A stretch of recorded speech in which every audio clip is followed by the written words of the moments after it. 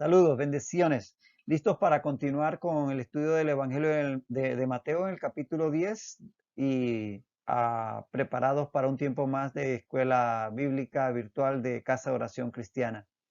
Padre, gracias por la oportunidad de estudiar tu palabra. Gracias, Señor, porque tú nos guías a la verdad. Ayúdanos, Señor, a permanecer en tu verdad. En el nombre de Jesús. Amén y amén. Seguíamos, como decíamos, en el capítulo 10 de Mateo, donde Jesús está dando las instrucciones a los 12 que está enviando en esta misión. Ya estudiamos la personalidad de estos 12 y ahora estábamos estudiando las instrucciones del Maestro con estos 12. Las instrucciones para aquellos que son enviados, como también pueden ser para nosotros cuando somos enviados, siempre seguir las recomendaciones del Maestro.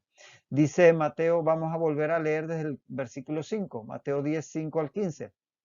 A estos dos envió Jesús y les dio instrucciones diciendo, por camino de gentiles no vayáis, y en ciudad de samaritanos no entréis, sino id antes a las ovejas perdidas de la casa de Israel. Y yendo, predicad diciendo, el reino de los cielos se ha acercado. Sanad enfermos, limpiad leprosos, resucitad muertos, echad fuera demonios. De gracia recibisteis, dad de gracia. No os proveáis de oro, ni plata, ni cobre en vuestros cintos, ni de alforja para el camino, ni de dos túnicas, ni de calzado, ni de bordón, porque el obrero es digno de su alimento. Mas en cualquier ciudad o aldea donde entréis, informaos quién en ella sea digno y posad allí hasta que salgáis. Y al entrar en la casa, saludadla. Y si la casa fuere digna, vuestra paz vendrá sobre ella. Mas si no fuere digna, vuestra paz se volverá a vosotros. Y si alguno no os recibiere ni oyere vuestras palabras, salid de aquella casa o ciudad y sacudid el polvo de vuestros pies. De cierto os digo que en el día del juicio será más tolerable el castigo para la tierra de Sodoma y de Gomorra que para aquella ciudad.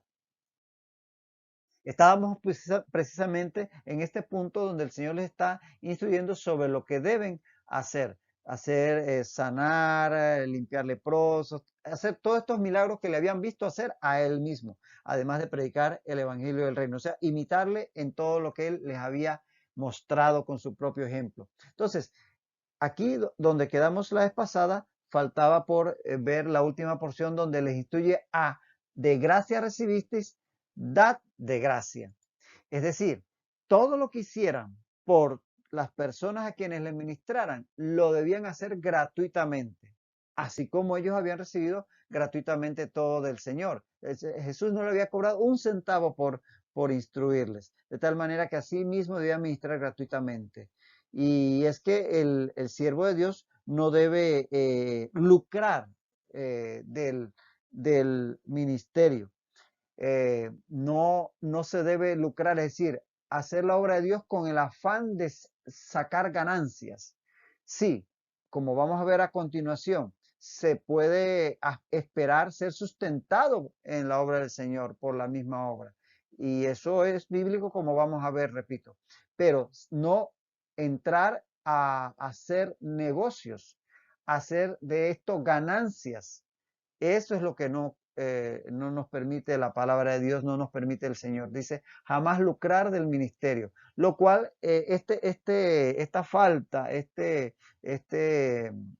pecado, podemos llamarlo así, de una persona querer hacer negocios con la obra de Dios, se conoce como simonía. ¿Y por qué se le llama simonía? Bueno, porque hay un tal Simón en Hechos 8, 18 lo vemos, que quiso hacer negocio con el ministerio. Fíjate lo que dice Hechos 8:18.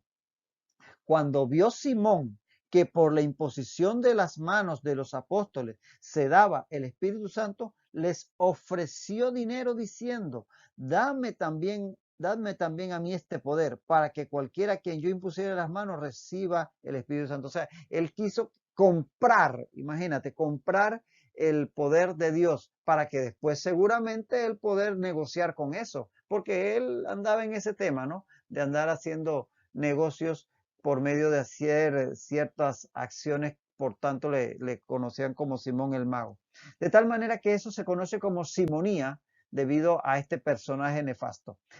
Y bueno, en verdad que es triste, pero la iglesia, sobre todo la iglesia institucionalizada, ha caído en estos errores. De hecho, se acusó de simonía durante la reforma a la iglesia institucionalizada con aquello de la venta de indulgencias. Recordarán una de las acusaciones fuertes que hizo Lutero contra la iglesia. De tal manera que este pecado no debe ser parte de la iglesia, no se debe lucrar con el ministerio. Sí se debe y se debe procurar sustentar al ministro, sustentar a los siervos de Dios, pero no, el ministro, el siervo de Dios no debe procurar hacer de eso un negocio. Eso es lo que no se debe hacer. Y es que en este sentido, los discípulos iban a estar también siguiendo una tradición rabídica, porque un rabino estaba obligado por la ley a dar su enseñanza gratuitamente.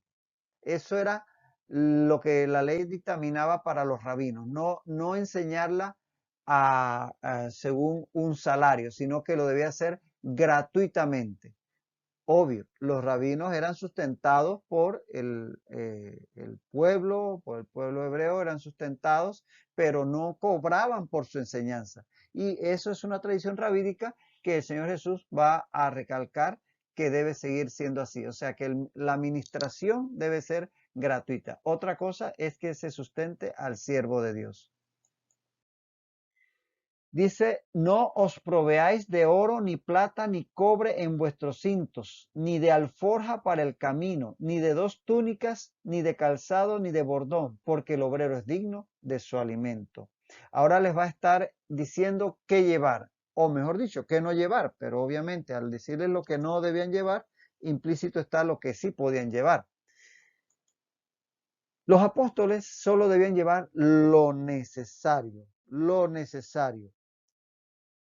Y en ese sentido, debido a la premura con que debía marchar, es decir, esto era una misión que era para allá, no era para dentro de un año, era una misión a corto plazo a un territorio relativamente cercano, el territorio de Israel, y de corta duración. Entonces, había una premura para que marcharan, no debían ponerse a hacer grandes preparativos, por eso no debían llevar tanta cosa. No debían proveerse, por ejemplo, de dinero extra, ese dinero extra que uno lleva ahí amarradito en un pañuelo, en este caso en los cintos, que eran esa especie de cinturón que llevaban alrededor de la túnica, ese dinero que aquí se señala como oro, plata o cobre, porque había monedas de estos diferentes metales. En el tiempo romano, las monedas de oro eran el auro, el áureo. El áureo era la moneda de oro principal. Después, en el tiempo de Constantino, se reemplazó por el sólido. Era una moneda de oro, el sólido, que vino después. Y por ahí de la palabra sólido viene la palabra sueldo, porque se pagaba con sólidos, y soldado, porque se le pagaba su sueldo con sólidos. Los soldados, de ahí vienen de sólido, que era una moneda de oro. Luego estaban las monedas de plata, entre los cuales estaban los denarios, los dracmas, los estercios, y luego las monedas de bronce, que es una aleación de cobre y estaño, donde estaban, por ejemplo, el cuadrante, que era la moneda de menor valor en el Imperio Romano, estaba el as, que era otra moneda muy sencilla, el sextante, todo eso eran monedas de bronce, que era la aleación de cobre y estaño, las de menor valor. Entonces, no debían proveerse de dinero extra, no es que no llevaran nada, pero no llevar ese extra porque realmente no era para mucho ese tiempo de predicación que iban a tener. Luego decía que no debían llevarlo en sus cinturones, porque los cinturones se usaban como especie de bolsillos. Dentro del cinturón había como un doblez en donde se guardaban las monedas. Entonces ahí era donde ellos guardaban las monedas que debían llevar extra para el camino. Eso no era necesario que lo hicieran. Tampoco llevar alforjas que eran una especie de bolsas hechas de cuero o de tejidos vegetales para llevar ropa, para llevar dinero, para llevar comida, para llevar cosas extras. Esto no era necesario porque no iban a estar viajando por mucho tiempo y tenían que partir rápido, así que no tenían que hacer maletas.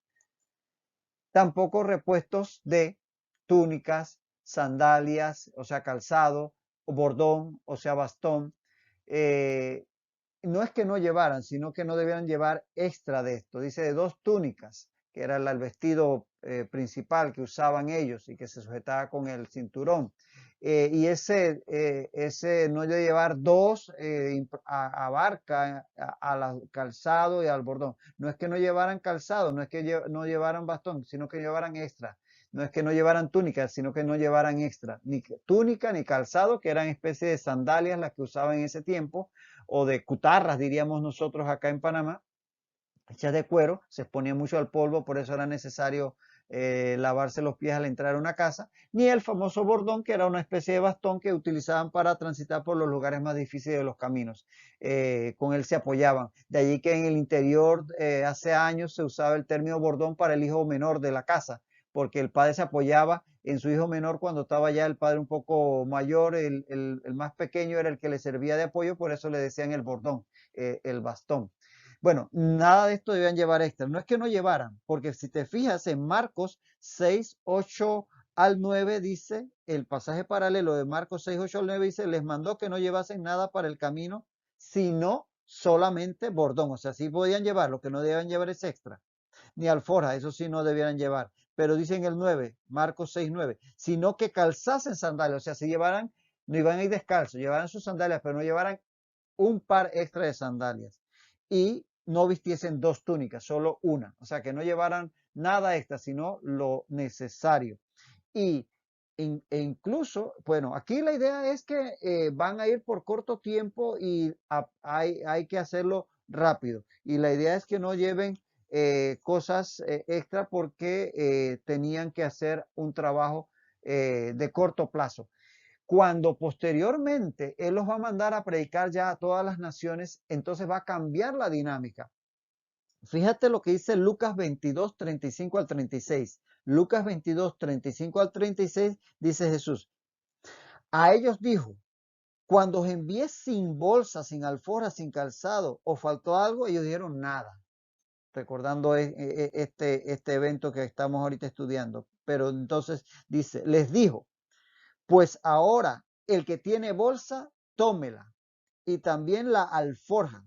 Y el que no tiene espada, venda su capa y compre una. Ahora van en este momento, en Lucas 22, le están mandando ya a una misión a largo plazo, a largas distancias. Entonces cambia totalmente las instrucciones. Es importante que entendamos esto, que las instrucciones van a depender del contexto. No es que estas instrucciones eran una doctrina para todo enviado del Señor, que no debe llevar nada. No, no debían llevar nada extra porque iban por corto tiempo y iban a tener que partir rápidamente. Y era a corta distancia. Luego, cuando los va a enviar a una misión prácticamente de por vida y a todas las naciones, ahí sí le dice, lleven provisiones, porque ahora sí la cosa, y hasta incluso espada. De tal manera que es importante de entender los distintos contextos en los cuales se dan las instrucciones del Señor, para no estar sacando pretextos al sacar de contexto una enseñanza. En este momento no se debía llevar tanta provisión porque iba a ser a corto plazo. Asimismo, el siervo de Dios, si va a una misión a corto plazo, va con lo necesario, pero si va a algo a más largo plazo, debe ser precavido y llevar provisión. No es que solamente va con lo que lleva puesto. Y dice que el obrero es digno de su alimento. De ser necesario algo durante su misión, los apóstoles debían esperar ser provistos por Dios y sobre todo a través de aquellas personas a las cuales ministraran. Entonces, esto es lo que realmente ellos debieran esperar en ese sentido. Y esto es bíblico que el obrero sea sustentado en su ministerio. Vamos a detenernos aquí para dejar esto bien claro. El texto clásico que he citado en el Nuevo Testamento es Deuteronomio 25:4. Dice Deuteronomio 25:4. No pondrás bozal al buey cuando trillare. De hecho, Pablo va a hacerse eco de esto en muchos pasajes y por ejemplo en Romanos 15:27 dice, pues les pareció bueno y son deudores a ellos, porque si los gentiles han sido hechos participantes de sus bienes espirituales, deben también ellos ministrarles de los materiales. ¿Lo ves? Y en un pasaje que está en 1 Corintios 9, 7 al 14, vamos a leerlo a pesar de que es un poquito largo porque vale la pena. Dice 1 Corintios 9, 7 al 14, Pablo, inspirado por el Espíritu Santo, ¿quién fue jamás soldado a sus propias expensas? ¿Quién planta viña y no come de su fruto? ¿O quién apacienta el rebaño y no toma de la leche del rebaño? ¿Digo esto solo como hombre? ¿No dice esto también la ley? Porque en la ley de Moisés está escrito, no pondrás bozal al buey que trilla. ¿Tiene Dios cuidado de los bueyes? ¿O lo dice enteramente por nosotros? Pues por nosotros se escribió, porque con esperanza debe arar el que ara, y el que trilla con esperanza de recibir del fruto.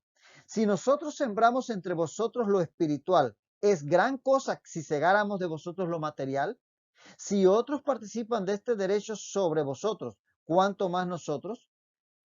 Hasta ahí lo vamos a compartir. Pero aquí realmente está Pablo expresando de una forma diáfana la ah, palabra que declara que el siervo debe ser sustentado en lo material por la misma obra que hace. Es más, en Gálatas 6:6 dice, el que es enseñado en la palabra, haga partícipe de toda cosa buena al que lo instruye. Gálatas 6:6. Y en 1 Timoteo 5:18 declara, la escritura dice, no pondrás bozal al buey que trilla, y y digno es el obrero de su salario. Es decir, que es bien claro por la escritura que el siervo de Dios, el obrero, debe ser sustentado por aquellos que están siendo ministrados por él. Aquel que es enviado como misionero debe ser sustentado por aquellos que lo envían. Esto nos da dos finalidades.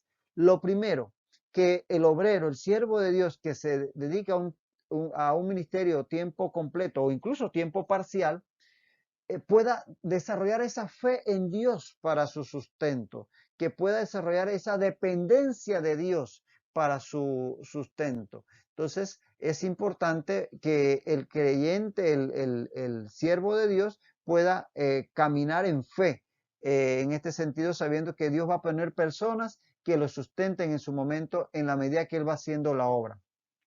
Pero a la vez, la otra gran finalidad es que todo creyente pueda participar de la obra de Dios sustentando a aquellos que son enviados. Porque no todos, entendamos, no todos vamos a tener un ministerio a tiempo completo, no todos vamos a ir a las naciones o sencillamente no todos vamos a tomar tiempo para estar directamente involucrados de alguna manera en la obra de Dios. Pero bueno, el que no lo hace, pues puede entonces participar de la obra por medio de sustentar la misma, en lo material, en especie, de alguna manera. De todas maneras que hay doble finalidad en esta dinámica del reino.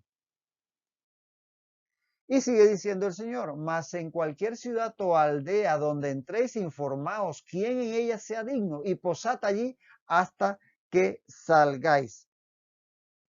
Aquí ahora el Señor les va a dar instrucciones acerca de dónde hospedarse. Todas las instrucciones se las ha ido dando de forma detallada. A cada lugar al que ellos vayan a predicar, debían en ese lugar, en ese pueblo, en esa ciudad, procurar hospedarse en la casa de personas de buen testimonio y que se mostrasen obviamente receptivos al mensaje. ¿Por qué? Porque si se hospedaba en una casa de una persona que era conocida por ser ladrón, por ser adúltera, etcétera, podían afectar la recepción del mensaje por parte de todo el resto de la población, porque sabiendo que estaban conviviendo con personas de mal testimonio, obviamente no iban a recibir de igual forma el mensaje. Entonces, había sabiduría en esta instrucción. Busque en ese pueblo, en esa ciudad, una familia que sea de buen testimonio, que les abra las puertas, que abra las puertas al mensaje y ahí hospédense para poder que eso sirva a la obra del Señor por medio del buen testimonio del hogar en donde se hospedan. Y lo otro es que debían permanecer en la misma casa todo el tiempo que estuvieran allí en el pueblo o ciudad, para que de esa forma no perdieran tiempo hospedándose un día en una, me voy al otro día a la otra, al otro día a la otra. No, debían tratar de disponer el máximo tiempo posible para hacer la obra, así que se quedaban en la única casa que los recibía y no se iban de ahí hasta que no salían del pueblo. Esa era la instrucción del Señor para con ellos a este respecto. Ahora bien, con respecto al tema de la hospitalidad, es bueno que nos detengamos aquí porque este es un ministerio. Aunque usted no lo haya visto así, la hospitalidad es un ministerio dentro de la obra de Dios. Fíjese que hay varios textos que aquí los podemos señalar que indican de parte de la palabra de Dios la importancia de la hospitalidad. Leemos, por ejemplo, en Romanos 12:13, compartiendo para las necesidades de los santos, practicando la hospitalidad, dice la palabra de Dios.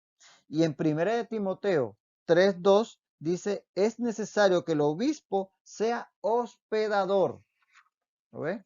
Y en 1 Timoteo 5:10, hablando de las viudas que debían ser tomadas en cuenta a la hora de repartición de todo en la congregación, les instruía Pablo que si éstas habían practicado la hospitalidad, entonces era una de las virtudes que se buscaba en ellas. Y también en Tito 1:8 se dice que el obispo, el ministro de Dios, debe ser hospedador. Y en Hebreos 13:2 dice, no os olvidéis de la hospitalidad, porque por ella algunos, sin saberlo, hospedaron ángeles. ¿Lo ves?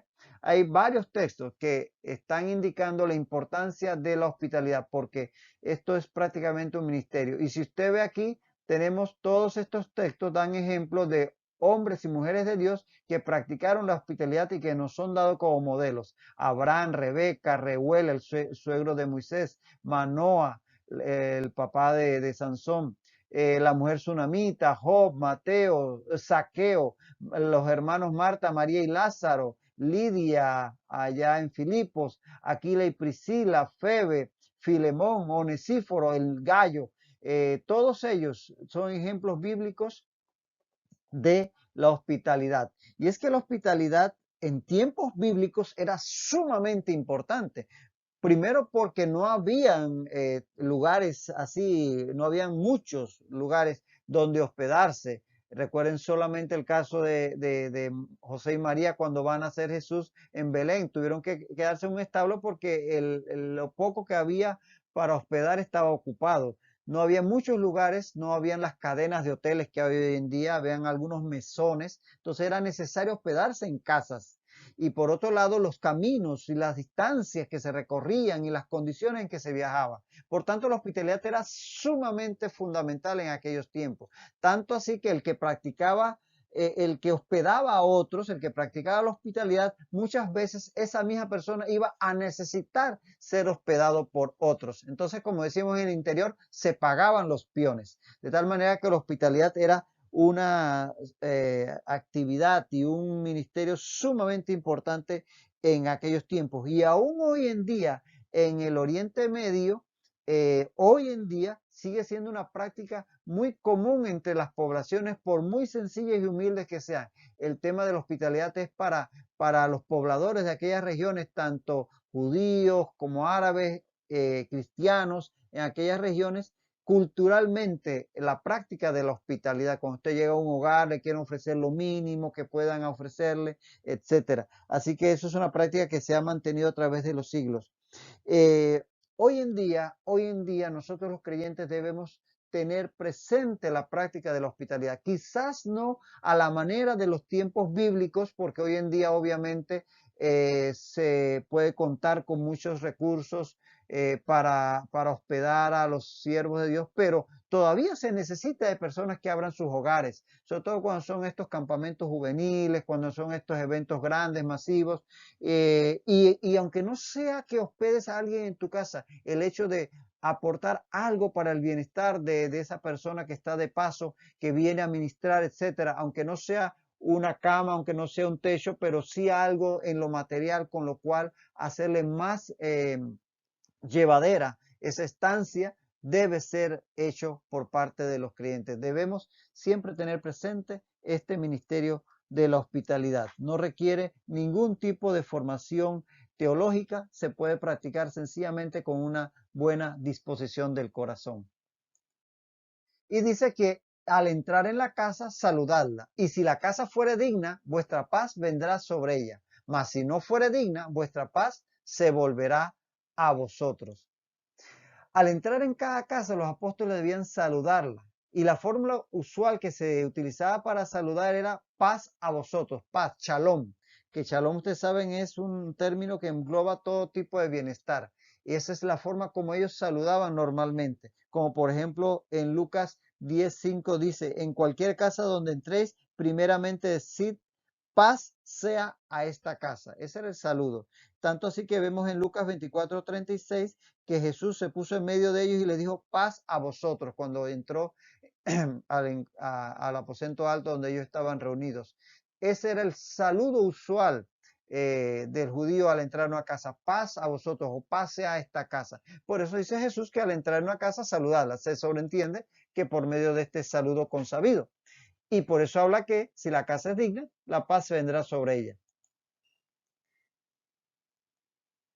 De ser bien recibidos, implicando que recibían el mensaje del reino, la paz de Dios va a quedar con los habitantes de la casa. Es decir, no solamente los apóstoles no estaban solamente deseándole la paz a los de la casa, sino que ellos les transmitían, les llevaban la paz, porque al predicarles el mensaje del reino, si éste era recibido, la paz de Dios entonces llegaba a morar en sus corazones y en ese hogar. Así que no solamente era que ellos no solamente era que lo decían de boca, sino que al predicarles el reino prácticamente le estaban llevando la paz de Dios, que sobrepasa todo entendimiento. Y ojo que hablamos de paz y no de ausencia de problemas, sino del poder estar en paz delante de Dios, lo cual obviamente trae paz al corazón. Ahora, de ser rechazado junto con el mensaje del reino, la paz de ellos no quedaría con los habitantes de la casa, porque si los rechazan, entonces están rechazando su mensaje y obviamente no van a quedar en paz con Dios y obviamente no van a quedar en esa paz de Dios. De tal manera que allí iba a perderse esa bendición para ese hogar. Y dice, y si alguno no os recibiere ni oyere vuestras palabras, salid de aquella casa o ciudad y sacudid el polvo de vuestros pies. Después de viajar por tierras de gentiles, los judíos sacudían el polvo de sus sandalias al entrar en Israel. Es decir, todo judío que iba a una tierra de gentiles, cuando regresaba a Israel, sacudía las sandalias de sus pies como queriendo decir, el polvo que traigo de tierra gentil lo dejo fuera para no contaminar la tierra de Israel. Esa era una práctica simbólica, pero que tenía su base para ellos hacerlo. Y al hacer este gesto, los apóstoles van a estar declarando paganos a los habitantes de aquella casa o aquella ciudad. A sacudir esa sandalia conforme a la tradición judía, lo que están diciendo, ustedes se están comportando como gentiles, están rechazando el mensaje del reino. Por eso el sacudir el polvo de los pies. Y en Mateo 8:34, en Mateo 8:34 dice, y toda la ciudad salió al encuentro de Jesús y cuando lo vieron le rogaron que se fuera de sus contornos. Eso ocurre cuando las personas rechazan a Jesús.